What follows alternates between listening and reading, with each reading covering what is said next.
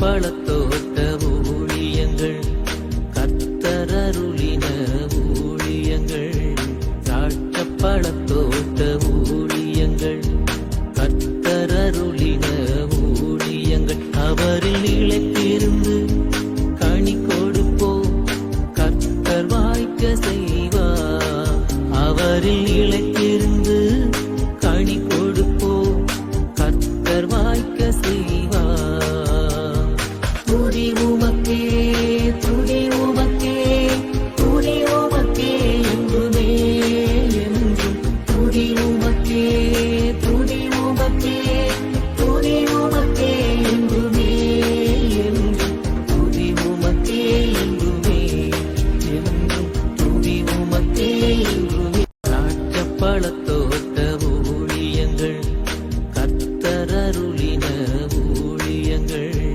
திராட்சை பழத்தோட்ட ஊழியங்கள் கத்தரருளின ஊழியங்கள் அவரில் நிலைத்திருந்து கனி கொடுப்போம் கத்தர் வாய்க்க செய்வார் அவரில் நிலைத்திருந்து கனி கொடுப்போம் கத்தர் வாய்க்க செய்வார் துதி உமக்கே துதி உமக்கே துதி உமக்கே என்றுமே என்றும் துதி உமக்கே துதி உமக்கே துதி உமக்கே என்றுமே என்றும் துதி உமக்கே என்றுமே என்றும் துதி உமக்கே என்றுமே.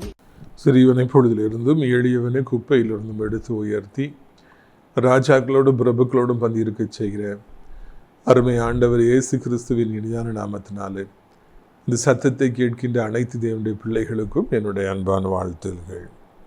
நீங்கள் கோடா கோடியை பெருகுவீர்களாக, உங்களுடைய பிள்ளைகள் கோடா கோடியை பெருகுவார்களாக என்று வாழ்த்துகின்றேன், ஆசீர்வதிக்கின்றேன். பிரியத்துக்குரியவர்களே, நம்முடைய ஊழியத்தின் சார்பாக கட்டப்பட்டு நடத்தப்பட்டு வருகிற அடக்கலான் குருவி எனப்பட்ட இந்த ஆவிக்குரிய முதியோர்களும் அநேக முதியவர்களுக்கு ஒரு பெரிய ஆசீர்வாதமாக இருந்து வருகிறது. எங்கிருந்தெல்லாமோ இன்றைக்கு எப்படியாவது ஒரு ஆவிக்குரிய முதியோர் இல்லத்துக்கு சென்று கடைசி காலங்களிலே சமாதானமாக வாழலாமா என்று நினைக்கின்ற எத்தனையோ பேர்களை நாம் காண்கின்றோம். அவர்களுக்காகவே பிரத்யேகமாக இந்த அடக்கலான் குருவி முதியோர் இல்லம் கட்டப்பட்டிருக்கிறது, நீங்கள் அறிவீர்கள். முக்கியமாக அவர்களுக்காக தினந்தோறும் ஜெபங்கள் ஏறெடுக்கப்பட்டு வருகிறது. தினந்தோறும் கர்த்தர் அங்கே இருப்பவர்களை ஜெபத்திலே நடத்தி வருகிறார். நல்ல குருவானவர்கள், நல்ல ஊழியக்காரர்களை நாம் அழைத்து கொண்டு வந்து அவர்களுக்காக நாம் சிறப்பு ஜெபங்களை நாள்தோறும் நடத்தி வருகிறோம். பிரியத்துக்குரியவர்களே, அங்கே இருப்பவர்களுக்கு அந்த ஜெபத்தில் பங்கேற்கிறபடினாலே அதிக சந்தோஷம், மகிழ்ச்சி அதுதானே வேண்டும். இப்படியாக அவர்களுக்கு இது அடிக்கடி ஜெபங்கள், தினந்தோறும் ஜெபங்கள் நடத்தப்படுகின்றன. ஞாயிற்றுக்கிழமை ஆவிக்குரிய ஆராதனைக்கு அவர் அழைத்து கொண்டு செல்லப்படுகிறார்கள். அது மாத்திரமல்ல, அவர்களுக்கு 3 வேளையும் மிக சிறப்பான உணவை நாம் அளித்து வருகிறோம். எனவே நீங்கள் யாராவது இப்படிப்பட்ட ஆவிக்குரிய முதியோர் இல்லத்தை தேடினால் அவர்களுக்கு நம்முடைய அடக்கலான் குருவி முதியோர் இல்லத்தை அறிமுகப்படுத்த வேண்டும் என்று உங்களை அன்போடு கேட்டுக்கொள்கிறேன். கர்த்தர் உங்களை ஆசீர்வதிப்பாராக. நம்முடைய ஊழியமானது பல விதங்களிலே செயல்பட்டு வருகிறது. கட்டப்பட்டவர்களுக்கு விடுதலை, நோயுண்டவர்களுக்கு எப்படியாவது சுகம், அது மாத்திரமல்ல ஏழை ஜனங்களுக்கு இலவசமாக உணவளிப்பது. நாம் நடத்துகின்ற அனைத்து கூட்டங்களிலுமே ஏழை ஜனங்களுக்கு நாம் உணவளித்து வருகிறோம். அது மாத்திரமல்ல பல விதங்களிலே மக்களுக்கு பிரயோஜனங்களை ஏற்படுத்துகிறோம். விடுமுறை, கவர்மெண்ட் ஹாலிடேஸ், எனக்கு எப்போல்லாம் லீவு கிடைக்குதோ அப்போல்லாம் வீடுகளிலே சென்று ஜனங்களை சந்தித்து அவருடைய ஆசீர்வாதங்களுக்காக ஜெபித்து வருகிறோம். எனவே இந்த கனமான ஊழியத்திற்காக நீங்கள் ஜெபிக்க வேண்டும் என்று உங்களை அன்போடு கேட்டுக்கொள்கிறேன். இம்மட்டும் நீங்கள் அளித்து வருகிற எல்லா ஆதரவிற்காக நன்றிகளை தெரிவித்துக் கொள்கிறோம்.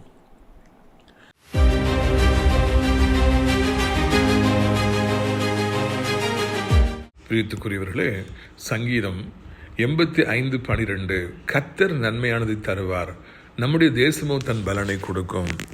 இன்னைக்கு எத்தனை பேர் நமக்கு தீங்கி தரலாம், வேதனையை கொடுக்கலாம், கெட்ட வார்த்தைகளை நம்ம திட்டலாம், பரியாசம் செய்யலாம். நீலாம் ஒன்றுத்துக்கு ஆக மாட்டேன், உலகத்திலே நீதான் மிகப்பெரிய பாவி, அயோக்கியன்னு சொல்லி பல விதமான வார்த்தைகளை சொல்லி நம்மை வேதனைப்படுத்தலாம். நீ விளங்கவே மாட்டாய் என்று சொல்லலாம். ஆனால் கர்த்தர் சொல்கிறார், என் மகனே, என் மகளே, இன்றைக்கு நான் உனக்கு நன்மையானதை தருவேன், மிக சிறப்பானதை உனக்கு தருவேன். I will give you the best. நம்முடைய தேசம் தன் பலனை கொடுக்கும். உன்னுடைய படிப்புக்கு ஏற்ற வேலையை தருவேன், உன்னுடைய திறமைக்கு தக்க வேலையை தருவேன், உன் நற்குணத்திற்கு தக்கதாக நான் உன் வாழ்க்கையில் உயர்வை தருவேன். யோசேப்பு சிறைச்சாலை கைதியாக குற்றம் சாட்டப்பட்டவனாக இருந்தான். அவனை எகிப்திற்கே அதிபதியை மாற்றியது போல இன்றைக்கு குற்றம் சாட்டப்பட்டு கிடக்கிற, தள்ளப்பட்டு கிடக்கிற உன்னை மூளைக்கு தலைக்கல்லாய் மாற்றுவேன், நன்மையானதை உனக்கு இந்த நாளிலே தருவேன், அதை யாராலும் தடுக்க முடியாது என்று சொல்கிறார். இயேசு ஆசீர்வதிப்பாராக.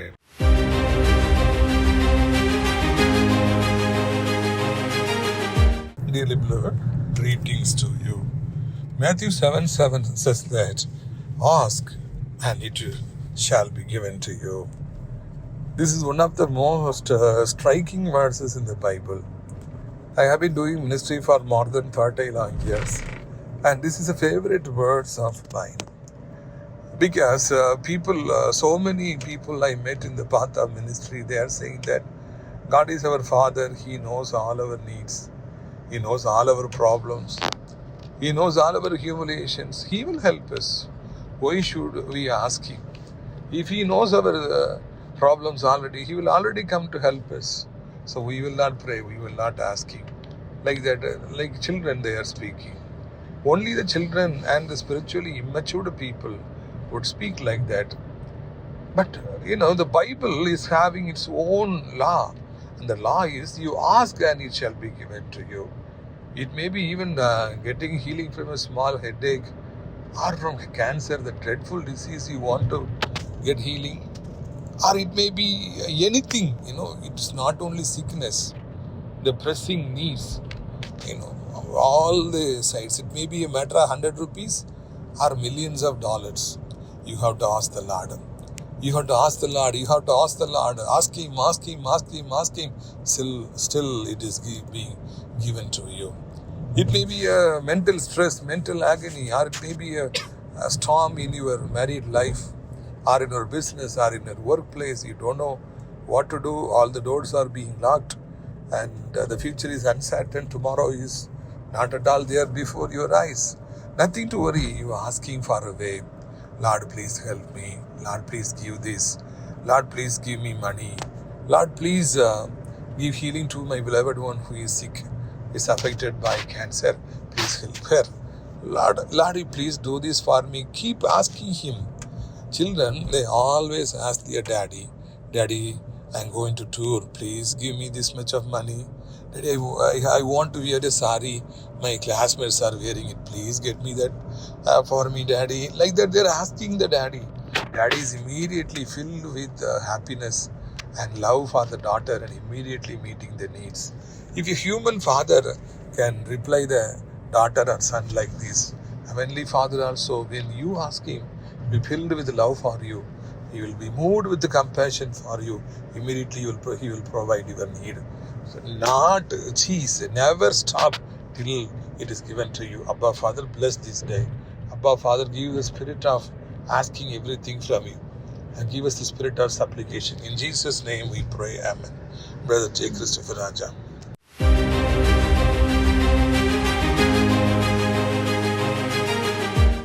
ஒன்று சாமுவேல் 14 அதிகாரம் 6வது வசனம். யோனத்தான் தன் ஆயுததாரியாக வாலிபனை நோக்கி, விருத்த சேதனம் இல்லாதவருடைய இந்த தானயத்திற்குள்ளாக போவோம் வா. ஒருவேளை கர்த்தர் நமக்காக ஒரு காரியம் செய்வார். அநேக பேரை கொண்டாகிலும் கொஞ்சம் பேரை கொண்டாகிலும் ரட்சிக்க கர்த்தருக்கு தடையில்லை. அநேக பேரை கொண்டாகிலும் கொஞ்சம் பேரை கொண்டாகிலும் ரட்சிக்க கர்த்தருக்கு தடையில்லை என்று இங்கு யோனத்தான் எனப்பட்ட ஒரு இஸ்ரவேலிய வாலிபர் அவர் வீர முழக்கமிடுவதை, விசுவாச முழக்கமிடுவதை காண்கின்றோம். யோபு பக்தன் எல்லாத்தையும் இழந்து, வியாதிப்பட்டு, மரியாதையை இழந்து, சொந்த பந்தங்களை இழந்து, அனாதையாக ரோட்டு ஓரத்தில் படுத்துக்கொண்டு அவர் விசுவாச முழக்கமிட்டார், என் மீட்பர் உயிரோடு இருக்கிறார், தேவரீர் சகலத்தையும் செய்ய வல்லவர், நீ செய்ய நினைத்து தடைவிடாது என்று அறிந்திருக்கிறேன் என்று அவர் வீர முழக்கமிட்டார். தேவனுடைய பிள்ளைகள் என்றால் சாதாரணமானவர்கள் அல்ல. மிகவும் நெருக்கடியான காலகட்டங்களிலும் கூட, வியாதியின் மத்தியிலும் கூட, பண நெருக்கடியின் மத்தியிலும் கூட, எல்லோரும் எதிராக நிற்கிற அந்த காலத்திலும் கூட அவர்கள் வீர முழக்கமிடுவார்கள். ஆண்டவர் மீது தங்களுக்கு இருக்கிற நம்பிக்கையை அவர்கள் அறிக்கையிடுவார்கள். அவருடைய விசுவாசம் என்பது மிகவும் நெருக்கப்படுகிற காலங்களிலே மிகவும் அதிகமானதாக இருக்கும். சாதாரணமான விசுவாசிகளோ, ஆழமில்லாதவர்களோ நெருக்கப்படுற காலங்களிலே கீழே விழுந்து விடுவார்கள். மணலின் மேல் கட்டப்பட்ட அஸ்திவாரம் இல்லாத கட்டடங்களாக அவருடைய ஆவிக்குரிய வாழ்க்கை இருக்கிறபடியினாலே அவர்கள் கீழே விழுந்து விடுகிறார்கள். பிரச்சனைகளை தாங்க முடிவதில்லை, எதிர்ப்புகளை தாங்க முடிவதில்லை, நிந்தைகளை தாங்க முடிவதில்லை, வியாதியை தாங்க முடிவதில்லை, மனிதர்களால் வரும் நிந்தைகளை தாங்க முடிவதில்லை. எப்படி இந்த ஆவிக்குரிய வாழ்க்கை நிலைத்திருக்க முடியும்? இந்த ஆண்டவரை தேடி எனக்கு ஒன்றும் கிடைக்கவில்லையே, ஊழியங்களுக்கு வந்து ஒன்றும் கிடைக்கவில்லையே, ஊழியங்களுக்கு கொடுத்தும் ஒன்றும் கிடைக்கவில்லையே என்று சொல்லி சத்துரு அவர்களை பயமுறுத்துகிற பொழுது, நெருக்குகிற பொழுது உடனடியாக அவர்கள் விழுந்து போய் விடுகிறார்கள். இந்த ஆண்டவரே வேண்டாம், இந்த ஊழியமே வேண்டாம் என்று அவர்கள் எல்லாம் ஆண்டவரை விட்டு வெகு தொலைவு சென்று விடுகிறார்கள். இதைத்தான் சத்துருவானவனும் விரும்புகிறான். ஆனால் யோனத்தான் மற்றும் யோபு போன்றவர்கள் எல்லாம் அப்படிப்பட்டவர்கள் அல்ல. என் மீட்பர் உயிரோடு இருக்கிறார் என்று அவர்கள் முழங்குகிறார்கள். கொஞ்சம் பேரை கொண்டாகிலும் அநேக பேரை கொண்டாகிலும் ரட்சிப்பது ஆண்டவருக்கு எளிதான காரியம் என்று அவர்கள் முழக்கமிட்டார்களாம். உங்களுடைய வாழ்க்கையிலும் கூட இன்றைக்கு கொஞ்சம் வருமானம் உங்களுக்கு இருக்கலாம், இல்லைன்னா நிறைய வருமானம் இருக்கலாம். கொஞ்சம் வருமானம் இருந்தாலும் பரவாயில்லை.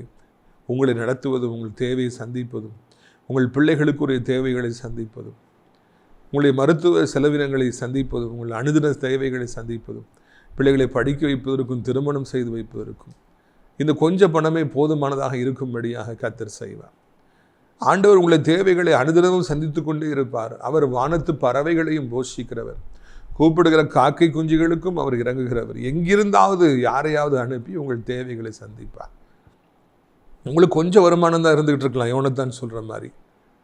உங்களுக்கு சொத்துக்களே இல்லாமல் இருக்கலாம், இல்லைன்னா கொஞ்சோல சொத்துக்கள் தான் இருக்கலாம், கொஞ்சோல நகைகள் இருக்கலாம். இதை வைத்துக்கொண்டு எப்படி நாம் வாழ்வது, பிள்ளைகளை திருமணம் செய்து கொடுப்பது, எப்படி வீடு கட்டுவது, வீடு வாங்குவது, ரியல் எஸ்டேட் வேற எக்கச்சக்கமாக ரேட்டு கூட்டிகிட்டு போகுது என்று சொல்லி திகைத்து கொண்டு இருக்கலாம். பாருங்கள், இஸ்ரவேல் ஜனங்களுக்கு வானத்திலிருந்து மன்னாவை அருளை செய்த ஆண்டவர், அவர்களை கற்பாறையிலிருந்து தண்ணீரை புறப்பட்டு வர செய்த ஆண்டவர் வானத்திலிருந்து உங்களுக்கு தேவைகளை சந்திப்பார். எதிர்பாராத ஜனங்கள் வந்து உங்களுக்கு பண உதவி செய்வார்கள். கற்பாறை போல மனம் கொண்டவர்கள், யாருக்கும் இறங்காதவர்கள், யாருக்கும் கொடுக்காத கற்பாறை போன்ற கடினமான மனதுடையவர்கள் கூட உங்களுக்கு தாராளமாக ஏராளமாக கொடுக்கும்படியாக ஆண்டவர் ஒரு சூழ்நிலை உருவாக்குவார். எல்லாரும் ஆச்சரியப்படுவாங்க. அவராக உங்களுக்கு உதவி செய்தார், அவர் யாருக்குமே கொடுக்க மாட்டார், அவராக அவங்களுக்கு கொடுத்தார். அவர் கடினமான மனுஷனை அவர் கொடுத்து நாங்கள் கேள்விப்பட்டதே இல்லையே, பரவாயில்லையே, ஆண்டவர் நிச்சயமாக உங்கள் கூட இருக்கிறார் பிரதர் அப்படின்னு சொல்லி சொல்லுவாங்க. இதைத்தான் நம்முடைய வாழ்க்கையில் காண்கிறோம். கொஞ்சம் பேராக இருந்தால் என்ன, கொஞ்சம் சம்பளமாக இருந்தால் என்ன, நம்மளோடு கூட இருப்பவர்கள் கொஞ்சம் பேர்களாக இருந்தால் என்ன, நம்முடைய திருச்சபையில் இருப்பவர்கள் கொஞ்சம் பேர்களாக இருந்தால் என்ன, நம்முடைய சரீரத்தில் கொஞ்சம் பலன்தான் இருந்தால் என்ன, இதை வைத்து கொண்டு ஆண்டவராலே பெரிய பெரிய காரியங்களை செய்ய முடியும். ஆண்டவருடைய ஊழியத்தை செய்தபடியினாலே அநேக பிசாசுகளை ஆண்டவருக்காக, ஏழை ஜனங்களுக்காக எதிர்த்து நின்றபடியினாலே சில வருடங்களுக்கு முன்பு நான் பலகீனப்பட்டேன். அப்பொழுது எனது கால்களெல்லாம் வீங்கி இருக்கும், எனக்கு பலமே இருக்காது. நான் நடந்து போகும்போது கூட கையிலாக கொடுப்பவர்களை தேடுவேன், யாருடைய தோளிலாவது கைகளை போட்டுக்கொண்டு தான் நான் நடந்து போவேன். இப்படியாக ஒரு நாள் அல்ல, 2 நாள் அல்ல, 10 வருடங்களுக்கும் அதிகமாக என்னுடைய காலங்கள் சென்றது. மாடிப்படிகள் ஏற வேண்டும் என்றாலே பயமாக இருக்கும், மாடிப்படியில் இறங்க வேண்டுமென்றால் அதை விட பயங்கரமாக இருக்கும். உள்ளங்கால்களை 1000 ஊசி வைத்து குத்தியது போல இருக்கும். ஒரு 10 நிமிடங்களுக்கு மேல் நின்று விட்டால் என் கால்கள் அவ்வளவு வலிக்கும். கூட்டங்களில் நான் செய்தி கொடுத்து விட்டு டமால்னு உட்காருவேன், மெதுவாக உட்கார முடியாது, டமால்னு உட்காருவேன். வயதான கிழவனை போல மாறினேன். அப்பொழுதெல்லாம் நான் யாராவது வந்து என் கால்களை சற்று அமுக்கி விட்டால் நலமாக இருக்குமே, எனக்கு வேதனை தாங்க முடியவில்லை என்றெல்லாம் தவிப்பேன். இருந்தாலும் கூட பற்களை கடித்து கொண்டு சோத்திரம் சோத்திரம் என்று சொல்லி என்னுடைய வேதனையை வெளியே காண்பிக்காதபடிக்கு தொடர்ந்து கர்த்தருடைய ஊழியத்தில் நான் தொடர்ந்து இருப்பேன். அப்பொழுதுதான் அதிக அதிசயங்கள், அதிக அற்புதங்களை ஆண்டவர் செய்தார். நான் மிகவும் பலகீனப்பட்டு இருந்த நேரத்தில் தான், எனக்கு கொஞ்சம் பலன் இருந்த நேரத்தில் தான், அந்த கொஞ்சம் பலத்தோடு கூட நிற்க முடியாமல் நான் தடுமாறி கொண்டிருந்த நேரத்தில் தான் ஊழியத்தில் மிகப்பெரிய அதிசயங்களை, அற்புதங்களை ஆண்டவர் செய்தார். எனக்கே ஆச்சரியமாக இருக்கும், நமக்கே நிற்க முடியல, நடக்க முடியல. ஆனால் நம்முடைய ஊழியத்தில் இவ்வளவு வல்லமை ஆண்டவர் வெளிக்காட்டு கொண்டு வராரு, இத்தனை அதிசயங்களை செய்கிறாரே, அற்புதங்களை செய்கிறாரே என்று நான் ஆச்சரியப்பட்டது உண்டு. அத்தனை பேர் பக்கத்தில் இருந்து ஆச்சரியமாக பார்ப்பாங்க, இதட்ட எவ்வளோ வல்லமை இருக்கிறது.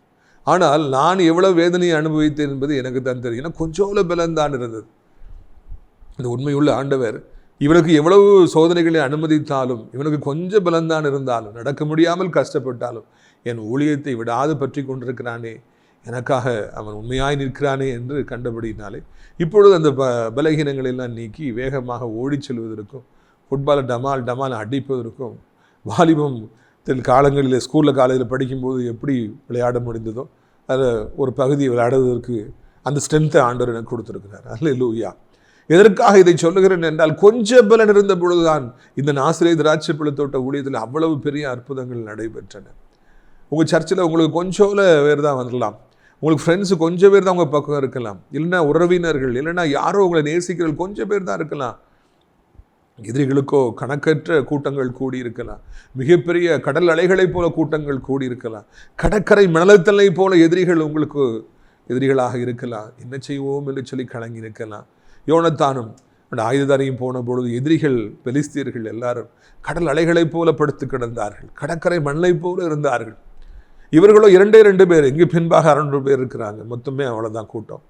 எல்லாரும் பயந்து போய் இருக்கிறாங்க. அப்போ தான் யோனத்தான் கர்த்தருடைய பிள்ளையாக இருந்தபடினாலே அவர் சொல்லுகிறார், கொஞ்சம் பேரை வைத்தாலும் அநேக பேரை வைத்தாலும் ரட்சிப்பது கர்த்தருக்கு எளிதான காரியம் அல்லவா. அந்த நம்பரை நம்ம பார்க்க வேண்டாம், இவர்கள் இவ்வளவு திரளாக இருக்காங்களேன்னு சொல்லி அவங்க இருக்காங்களேன்னு அவங்களுடைய நம்பரை நம்ம பார்க்க வேண்டாம். நம்ம கூட பின்னால் கொஞ்சம் பேர் தான் இருக்காங்க, இப்போ நம்ம 2 பேர் தான் இருக்கோம், நம்ம என்ன வேண்டாம்.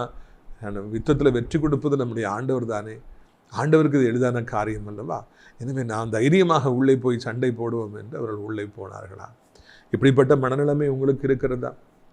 ஒரு யுத்தத்தின் முடிவை கட்டளையிடுவது, தீர்மானிப்பது ஆண்டவர் தான் என்று யோனத்தான் அறிந்திருந்தார். He knew very well that the battle's end will be decided by Almighty God, not the sword, not the horses, not the tanks. It's only the Almighty. கடவுள் தான் யுத்தங்களில் யார் ஜெயம் பெற வேண்டும் என்பதை முடிவு செய்கிறார். எனவே நம்ம போவோம், வா, ஆண்டவர் கிரியை செய்வார் என்று தன்னுடைய சொந்த பலத்தின் மீது இந்த யோனத்தான் நம்பிக்கை வைக்காதபடி, தன் ஆயுததாரி மீது நம்பிக்கை வைக்காதபடி, ஆண்டவர் மீது நம்பிக்கை வைத்து அவர் அங்கே முன் சென்றார் என்று காண்கிறோம். உங்கள் பலத்தில் நம்பாதீங்க, எதிரிகளை பார்த்து பயப்படவும் செய்யாதீங்க. ஆண்டவர் மீது நம்பிக்கை வைத்து, அபரிதமான நம்பிக்கை வைத்து, பயங்கரமான ஒரு நம்பிக்கை வைத்து முன்னேறி போங்க. ஆண்டவர் உங்களுக்கு விடுதலை தருவார். ஏதாவது ஆண்டவர் செய்யட்டும், அதுக்கு பிறகு முன்னேறி போகிறேங்க. ஆண்டவர் எனக்கு ஏதாவது பணம் தரட்டும், அதுக்கு பிறகு நான் பிஸ்னஸ் ஆரம்பிக்கிறேங்கன்னு சொல்லி சும்மாவே உட்கார்ந்து காலங்களை வீணடிக்காதீங்க. இப்போ உங்கள்கிட்ட இருக்கிற கொஞ்சம் பலத்தை வைத்து முன்னேறுங்க. ஆண்டவர் மீது நம்பிக்கை வைத்து முன்னேறுங்க. அவர் சர்வ வல்லமையுடைய தேவன் என்பதை விசுவாசித்து முன்னேறி பாருங்க, மாபெரும் வெற்றி உங்களுக்கு கிட்டும். நம்பிக்கை ஆண்டவர் மீது மாத்திரம் இருக்கட்டும். எந்த காரணத்தை கொண்டும் சுயத்தின் மீது, சுய பலத்தின் மீதும் ஒரு காலம் நம்பிக்கை வைத்து விடாதிருங்கள். எத்தனையோ பேர்களை நான் சந்திக்கிற பொழுது ஆஹா ஓஹோன்னு பேசுவாங்க, ஆனப்பூனன்னு பேசுவாங்க. நான் அப்படியாக்கும், நான் இப்படியாக்கும், நான் அதை செய்தேனாக்கும், இதை செய்தேனாக்கும், நான் வெளிநாட்டில் இருந்தேனாக்கும், என் கம்பெனியில் எனக்கு கீழே 100 பேர் இருந்தாங்களாக்கும், 200 பேர் இருந்தாங்களாக்கும், நான் ஒரு பார்வை பார்த்தேன்னா எல்லோரும் நடுங்குவாங்களாக்கும் என்று தங்களை சுய பெருமைகளையே சொல்லி கொண்டிருக்கிற எத்தனையோ பேர்களை நான் சந்தித்திருக்கிறேன். இப்பொழுது அவர்கள் ரிட்டையர்ட் ஆகிவிட்டார்கள். இப்பொழுது அவர்கள் ஒன்றுக்கும் உதவாதவர்களாக ஒரு வாழ்க்கையை வாழ வேண்டிய சூழ்நிலையில் அவங்க இருக்காங்க.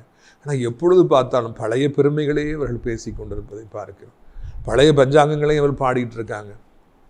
இன்றைக்கு அவர்கள் ஆண்டவரை குறித்து அப்படி உயர்வாக பேசினால் இவ்வளவு நலமாக இருக்கும் அல்லவா. ஆண்டவருடைய பைபிளில் காணப்படுற அதிசயங்களை குறித்து அவர்கள் அப்படி பேசினாங்கன்னா எவ்வளோ சந்தோஷமாக இருக்கும் அல்லவா. ஏன் அப்படி அவர் செய்ய மறுக்கிறார்கள்?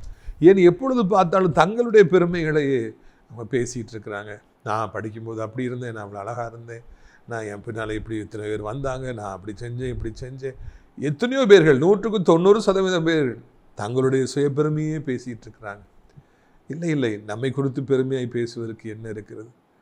நம்முடைய புகழ்ச்சியெல்லாம் ஆண்டவருக்கு தான். சிலுவை குறித்து தான் நாம் மேன்மை பாராட்ட வேண்டும், ஆண்டவரை குறித்து தான் பெருமை பாராட்ட வேண்டும். நம்முடைய ஆண்டவரை நாம் உயர்வாக நினைக்க வேண்டும், அவரையே நேசிக்க வேண்டும். நம்முடைய இதயம் ஆண்டவருக்காக திறந்தே இருக்க வேண்டும். இதயத்திற்குள்ளாக ஆண்டவர் எப்பொழுதும் வசித்து கொண்டே இருக்க வேண்டும். அப்பொழுதுதான் அங்கே வெற்றி கிடைக்கும். பிரியத்துக்குரியவர்கள், அங்கே பாருங்கள், இப்போ 2 பேர் உள்ளே போகிறாங்க. எதிரிகள்லாம் சிரிக்கிறாங்க அவங்கள பார்த்து. நாங்கள் இத்தனை பேர் இருக்கோம், இவ்வளோ பலமாக இருக்கோம், 2 பேர் வந்திருக்கிறாங்க எபிரேயர்கிட்டருந்து இஸ்ரவேல்கிட்டருந்துன்னு சொல்லி அவங்க சொல்கிறாங்க. பாருங்கள் 13ஆம் வசனம். யோனத்தான் தன் கைகளாலும் தன் கால்களாலும் தவழ்ந்து ஏறினான். அவன் ஆயுததாரி அவன் பின்னாலே ஏறினான். அப்பொழுது அவர்கள் யோனத்தானுக்கு முன்பாக மடிந்து விழுந்தார். அவன் ஆயுததாரியும் அவன் பின்னாலே வெட்டி கொண்டே போனான். யோனத்தானும் அவன் ஆயுததாரியும் அடித்த அந்த முந்தின அடியிலே ஏறக்குறைய 20 பேர் அரையோர் நிலமான விசாலத்தில் விழுந்தார்கள். அப்பொழுது பாளையத்திலும் வெளியிலும் சகல ஜனங்களிலும் பயங்கரம் உண்டாகி தானியம் இருந்தவர்களும் கொள்ளையிட போன தண்டிலும் உள்ளவர்களுமாய் திகில் அடைந்தார்கள். பூமியும் அதிர்ந்தது. அது தேவனாலே உண்டான பயங்கரமாக இருந்தது. இவர் 2 பேரும் மேலே ஏறி அந்த இப்படி கையை காலெலாம் வச்சு ஏறி இவ்வளோ துணிஞ்சு மேலே போய் அடிக்கிறாங்க. அடித்த உடனே ஆண்டவர் கூட இருக்கிறார். 2 பேரும் சேர்ந்து 20 பேர் அடித்து மேலேருந்து கீழே மலையிலேருந்து கீழே தள்ளி விடுறாங்க. வெறும் 2 பேர் சேர்ந்து 20 பேர்களை அடிப்பது சினிமாவில் சாத்தியமாக இருக்கல, நிஜ வாழ்க்கையில் அது கஷ்டமான காரியம். ஆனால் ஆண்டவர்களோடு கூட இருந்தபடினாலே 20 பேர்களை அடித்து கீழே போடுகிறார்கள். அப்பொழுது அங்கே பயங்கரமான ஒரு பூமி அதிர்ச்சி உண்டாகிறது. கர்த்தர் யுத்தம் செய்கிறார். பயங்கரம், பெலிஸ்தியர்களின் தானயத்தில் ஒரு பயங்கரம் உண்டாகிறது, பயங்கர சத்தம் உண்டாகிறது. எல்லா எதிரி வீரர்களும் நடுங்கி போகத்தக்கதாக ஆண்டவர் அங்கே யுத்தம் செய்ய ஆரம்பித்தாரா. பூமி அதிர்ச்சி ஏற்படுது. எல்லாரும் ஓடுவாங்க. பார்த்துருக்கீங்களா? பூமி அதிர்ச்சி வரும்போது, வெள்ளம் வரும்போது, இமாச்சல பிரதேசத்துலேருந்துலாம் மழை சரிவு ஏற்பட்டு அந்த பாறைகள் கீழே விழும்போது எல்லாம் ஓடுவாங்க, உயிர் தப்புவதற்காக ஓடுவாங்க. பயங்கரம் உண்டாயிரும். ஆண்டவர் அங்கே எதிரிகளுடைய தானயத்தில் ஒரு பெரிய பயங்கரத்தை ஏற்படுத்துகிறார், பயங்கர சத்தத்தை ஏற்படுத்துகிறார். பூமி அதிருகிறது, எதிரிகளுடைய அஸ்திபாரங்கள் அசைக்கப்படுகிறது. ஆண்டவர் அங்கே வைராக்கியமாக இஸ்ரவேலுக்காக இறங்கி வந்தார். கொஞ்சம் பேரை கொண்டாகிலும் அதிக பேரை கொண்டாகிலும் ரட்சிப்பது ஆண்டவருக்கு லேசான காரியம் என்று யோனத்தான் விசுவாசம் முழக்கமிட்டதை ஆண்டவர் கேட்டார். அவர் பாசம் கொண்டார். உடனடியாக அவர் அங்கே யுத்தம் செய்கின்றார். பிற்பாடு நாம் வாசிக்கிறோம், அந்த பயங்கரத்தில் அவர்களுடைய கண்களை ஆண்டவர் கட்டினபடியினாலே தாங்களே ஒருவருக்கு வெட்டி அவர்கள் சாய்த்தார்கள் எதிரிகள். இங்கே வெறும் 600 பேர் தான் இருக்கிறார்கள், அதற்கும் குறைவாய்த்தான் இருக்கிறார்கள். அதுவும் சவுலுடைய முட்டாள்தனமான ஆணையினாலே அவர் சாப்பிடாம பலகீனமாக இருக்கிறாங்க. அவங்க அதிகமாக வெட்ட முடியாது என்பதை உணர்ந்த ஆண்டவர் அவர்களே எதிரிகளே ஒருவருக்கொருவர் வெட்டி கொண்டு சாயும்படியாக அங்கே செய்தார்கள். யுத்தத்தில் வல்லவரான நம்முடைய ஆண்டவர் இஸ்ரவேலுக்காக யுத்தங்களை செய்தார். கொஞ்சம் பேரை வைத்துக்கொண்டு திரளாயிருந்த பெலிஸ்தர்களுக்கு விரோதமாய் அவர் யுத்தம் செய்கின்றார். அங்கே பூமி அதிர்ச்சி, பயங்கரம், திகில், கலக்கம், ஒருத்தருக்கு வெட்டுறாங்க, என்னெல்லாமோ நடக்குது. ஒரு நிமிடத்திற்குள்ளாக எத்தனையோ பேர் செத்து விழுந்தார்கள் என்று நாம் காண்கிறோம். பிரியத்துக்குரியவர்களே, இந்த பழைய ஏற்பாட்டு புஸ்தகங்களை நாம் வாசிக்கிற பொழுது, when you go through the Old Testament of Bible, so many battles and so many kings came against Israel. தேவனுடைய பிள்ளைகளுக்கு விரோதமாக எத்தனையோ ராஜாக்களும் எவ்வளவோ ஜாம்பவான்களும் எவ்வளவோ பெரிய சௌரியவான்களும் வந்தார்கள். அவர்களே வெட்டி கொண்டு விழுந்தார்கள், அவர்களே ஒன்றுமில்லாமல் போனார்கள்.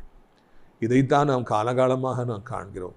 உங்களுக்கு விரோதமாய் எவ்வளவு கூட்டம் கூடினாலும் அவர்களுக்கு விரோதமாய் தேவனுடைய கை யுத்தங்களை செய்கிற பொழுது அவர்களுக்குள்ளே பயங்கரங்கள் உண்டாகும். அவருடைய குடும்பங்களில் பயங்கரங்கள் உண்டாகும், அவருடைய பிள்ளைகளுடைய வாழ்க்கையிலே பயங்கரங்கள் உண்டாகும், அவருடைய பிஸ்னஸில் பயங்கரங்கள் உண்டாகும். பயங்கர காரியங்களை கர்த்தர் செய்வார். அவர்களுக்கு எதிரியாக ஆண்டவர் மாறி யுத்தங்களை செய்வார். உன்னை பகைக்கிறவனை நான் பகைப்பேன் என்று ஆண்டவர் சொல்லியிருக்கிறார். உன்னை தொடுகிறவன் கண்ணின் மணியை தொடுகிறான் என்று சொல்லி ஆண்டவர் சொல்லியிருக்கிறார். அவர் உங்களுடைய விசுவாசத்தை கண்டு உங்களுக்கு எதிரியாய் நிற்பவர்களுக்கு அவர் எதிரியாக மாறி யுத்தம் செய்வார். அப்பொழுது எதிரிகள் மத்தியில் சர்வ நாசங்கள், குழப்பங்கள் ஏற்படும். அவர்கள் ஒன்றுமில்லாமல் போவார்கள் என்று நீங்கள் அறிந்து கொள்ள வேண்டும். சின்ன வயசில் ஒரு மனிதன், அவன் கிறுக்காகி, அவன் படித்தவன் தான், எப்பொழுது பார்த்தாலும் கெட்ட வார்த்தைகளை சொல்லிக்கொண்டே இருப்பான். அப்பொழுது இந்த வீட்டில் திண்ணன்னு கட்டியிருப்பாங்க. எங்கள் வீட்டுக்கு எதிர்த்தாப்பில் அந்த திண்ணையில் படுத்துட்டு எங்கள் குடும்பத்தை இரவும் பகலும் கெட்ட வார்த்தை சொல்லியே திட்டிகிட்டு இருப்பான். அந்த மனிதன், அப்பொழுது நான் 7வது 8வது படித்தேன். ஒரு பெரிய ஒரு வேதனையாக முள்ளாக மாறினான். எப்போ நானும் கெட்ட வார்த்தை சொல்லி எனது குடும்பத்தையே அவன் திட்டி கொண்டிருப்பான். அப்பொழுது நான் கர்த்தரை அறியாத சின்ன பிள்ளை, ஆனாலும் என்னை என் ஆண்டவர் தெரிந்து கொண்டிருந்தார். எனக்கு அவன் செய்கிற அக்கிரமங்களை தாங்க முடியாது தவித்து வந்தேன். கெட்ட வார்த்தைகளே பேசி கொண்டிருப்பான். அப்பொழுது எனக்கு தெரிந்த அளவில் நான் ஆண்டவரை நோக்கி முறையிட்டேன். என்ன ராஜா, ஒன்றுமே தப்பே செய்யலை, எங்களுக்கு அவனுக்கு எந்த சம்மந்தமே இல்லை, எப்போ பார்த்தாலும் எங்களையே கெட்ட வார்த்தை சொல்லி திட்டுவதை வழக்கமாக வைத்திருக்கிறானே என்று. ரீத்துக்குரிய ஒரு நாளே அவன் ஊருக்கு வெளியே இருக்கிற குளத்திற்கு அவன் குளிக்க போன பொழுது அங்கே செத்து கிடந்தான். அவன் இல்லாமல் போனான். அவன் சாக வேண்டிய முகாந்திரமே இல்லை, அவ்வளோ ஸ்ட்ராங்காக இருப்பான். ஆனால் ஒரு நிமிடத்தில் அவன் இல்லாமல் போனான். அந்த சம்பவம் என்னை மிகவும் பாதித்தது. ஆண்டவர் மிகப்பெரிய ஒரு முள்ளாக இருந்த ஒரு மனிதனை ஒரே நிமிடத்தில் காணாமல் போக பண்ணினார். அதுக்கு பிறகு அவன் அங்கே இல்லவே இல்லை, இந்த மாதிரி கெட்ட வார்த்தைகளை கேட்கவே இல்லை. கர்த்தர் அப்படி யாரையும் எழும்ப விடவே இல்லை. எதுக்காக இதை சொல்லுகிறேன் என்றால், தேவன் நமக்காக யுத்தங்களை செய்வார். நம்மளை யாராவது இப்படி வேதனைப்படுத்திக்கிட்டே இருந்தாங்கன்னா, அம்மா ஐயா தனியாக இருக்கலாம், வயசான காலத்தில் இருக்கலாம், பக்கத்தில் இருந்து வாலிபர்லாம் ஒன்று கூடி உங்களை கேவலப்படுத்திக்கிட்டே இருக்கலாம், கெட்டவாறு சொல்லிக்கிட்டே இருக்கலாம். இன்றைக்கி நிறைய பேர்களை போதையை போட்டு வந்துட்டு, கஞ்சாவை போட்டு வந்துட்டு இப்படி வேதனைப்படுத்துகிறவங்க நிறைய பேர் எழும்பியிருக்கிறாங்க. அநியாயம் செய்கிறவங்க, அக்கிரமம் செய்கிறவங்க, கட்ட பஞ்சாயத்து பண்ணுறவங்க, எனக்கு அவனை தெரியும் இவனை தெரியும், நான் அவனை என்ன பண்ணுறேன் பாருன்னு சொல்கிறவங்க நிறைய பேர் எழும்பியிருக்கிறாங்க. பெலிஸ்தர்கள் நிறைய பேர் அன்றைக்கு மாத்திரமா இன்றைக்கும் எழும்பியிருக்கிறாங்க. உங்களை வேதனைப்படுத்திகிட்டே இருக்கலாம். ஆண்டவர்கிட்ட முறையிட்டுட்டே இருங்க. ஒரு நாள் வரும், எப்படி இந்த பெலிஸ்தர்கள் வெட்டி கொண்டு இல்லாமல் போனார்களோ, எனது வீட்டின் முன்பு இருந்து கெட்ட வார்த்தைகளே பேசி வேதனைப்படுத்தி கொண்டிருந்தானே, அந்த மனிதனுக்கு எப்படி திடீரென்று ஒரு நாளிலே முடிவு வந்ததோ, அதே போல் உங்களுடைய எதிரிகளுக்கும் முடிவு வரும். பயப்படாதீங்க. வாலிபமாக இருக்கலாம், பெரிய கூட்டமாக இருக்கலாம், பெரிய அராஜகம் பண்ணிகிட்டு இருக்கலாம், இன்றைக்கி உங்களை வேதனைப்படுத்திகிட்டு இருக்கலாம், இல்லைன்னா உங்கள் பிள்ளைகளை தொடர்ந்து வந்து வேதனைப்படுத்திக்கிட்டு இருக்கலாம், பயமுறுத்திக்கிட்டு இருக்கலாம், அப்படி பண்ணிடுவேன் இப்படி பண்ணிடுவேன் பூச்சாண்டி கொண்டு காட்டிகிட்டு இருக்கலாம், இல்லைன்னா உங்கள் சொத்துக்களை அவங்க எடுத்து வைத்துட்டு நான் விடமாட்டேன் பார் அப்படின்னு சொல்லி இல்லாத பொருளாத சொல்லிக்கிட்டு இருக்கலாம். உங்கள் மேலே கோர்ட்டு கேஸ் வழக்குகளை போட்டு உங்களை பயமுறுத்திக்கிட்டு இருக்கலாம். அவர்கள் தான் பெலிஸ்தியர்கள், அவர்கள் தான் இதயம் இல்லாதவர்கள், அவர்கள் தான் நல்லவர்களை பகைப்பவர்கள், அப்பாவிகளை பகைப்பவர்கள். அவர்கள் அப்படி செய்கிறபடினாலே ஆண்டவர் அதை காண்பார், அவருடைய கோபம் அவர்கள் மேலே மூடும். அதுக்கு பிறகு நீங்கள் பார்த்தீங்கன்னா அந்த வசனத்தை நான் வாசித்து முடிக்கிறேன் பாருங்கள். 23வது வசனம், இப்படி கர்த்தர் அன்றைய தினம் இஸ்ரவேலை ரட்சித்தார். அந்த யுத்தம் பெத்தாவேல் மட்டும் நடந்தது. அப்படியே ஆண்டவர் அவங்களை ரட்சித்தார். அந்த பெலிஸ்தியர்களுக்கு ஒரு முடிவு ஏற்பட்டது என்று சொல்லி காண்கிறோம். ஆண்டவர் உங்களை ரட்சிப்பார், உங்கள் குடும்பத்தை ரட்சிப்பார், உங்கள் பிள்ளைகளை ரட்சிப்பார், உங்கள் பக்கத்தில் யாரும் வர முடியாதபடிக்கு உங்களை ரட்சிப்பார். யார் உங்களை பயமுறுத்தி கொண்டிருக்கிறார்களோ அவர்கள் இல்லாமல் போகும்படியாக செய்வார். எனவே கலங்காதிருங்கள். அநேக பேரை கொண்டாயிலும் கொஞ்சம் பேரை கொண்டாயிலும் நீங்கள் தனியாக இருந்தாலும் உங்களை ரட்சிப்பது ஆண்டவருக்கு லேசான காரியம். நாம் ஜெபிக்கலாமா? அப்பா பிதாவை, இந்த நாளுக்காக நன்றி செலுத்துகிறோம், சோத்திரம் செலுத்துகிறோம். இந்த நாளிலும் கூட ஆண்டவரே, இவ்வளோ அருமையான ஒரு வார்த்தையை கேட்க கர்த்தாவே நீங்கள் உதவி செய்திருக்கிறீங்க ராஜா.